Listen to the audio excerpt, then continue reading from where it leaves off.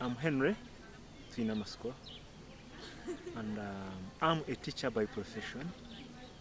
I've been teaching for over 10 years, and it's from this teaching profession that I developed the ambition of starting this project that deals with education. And from there we started these schools. We're having 5 primary schools and 1 high school and 1 vocational training institute. I was an orphan, and we were poor. My parents could not afford to pay me school fees and whatnot, so I was compelled to go and work for money and struggle for my life and get my education. I think this was done, probably God wants to inspire me. I was inspired by that because I felt, I had the feeling of looking at the other needy and poor people who were growing up, and I would imagine the situation I was going through. I thought they could also be going through the same situation. So I developed a desire that in the future, if I happen to come out of that situation, then I would start a program that would help others who be growing and coming through such kind of hardship. Then I started with just a few students, giving them a few things, pens, books, small contribution to their school fees. But the number growing, the number kept on growing. Many students would still come to me to ask for help. Eventually, when the number was big, and we thought of starting an organized thing. So that's why the idea of starting REF organization came about.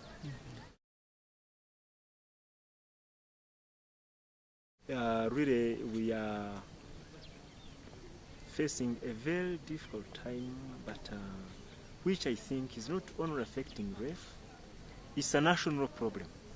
We have a national problem of food crisis, and not only food, but rising of prices of every commodity that we use here. This has become a very big problem to our progress because everything is rising. So it affects the family itself, it affects the schools programs. Take for example, you see we were constructing dormitories, but because of the food crisis, we found we were unable to roof that dormitory, for example, and we are compelled to bring the students into a hall, into a church. That's where they are sleeping because we could not complete their dormitory. You see, the money that could have completed the dormitory is now taken to food. It is even already finished. We are now wondering what we can do. We may even decide to send them home. So the effect is wide, and I mean it's wide. It is affecting every corner of development, and we find ourselves on a standstill.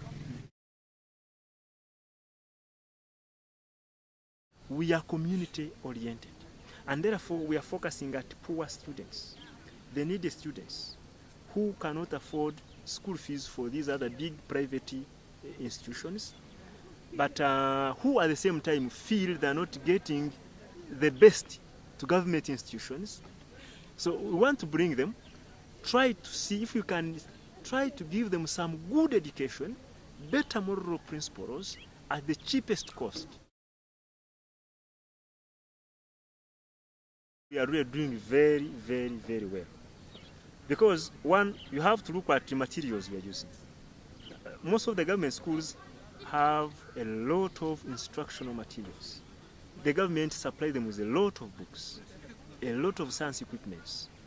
I mean, they give them teachers and pay the teachers. It's a lot of money. But here we are struggling. A teacher is given maybe just 1 book. Or sometimes he doesn't even have a book, has to move around and borrow from other teachers and get some notes. We have science equipments, but very few. We don't have library, for example. But amidst that kind of hardship, we struggle and train and teach these students, and at the end of the day, you find we are getting better grades. In fact, better than most of the government institutions. I mean.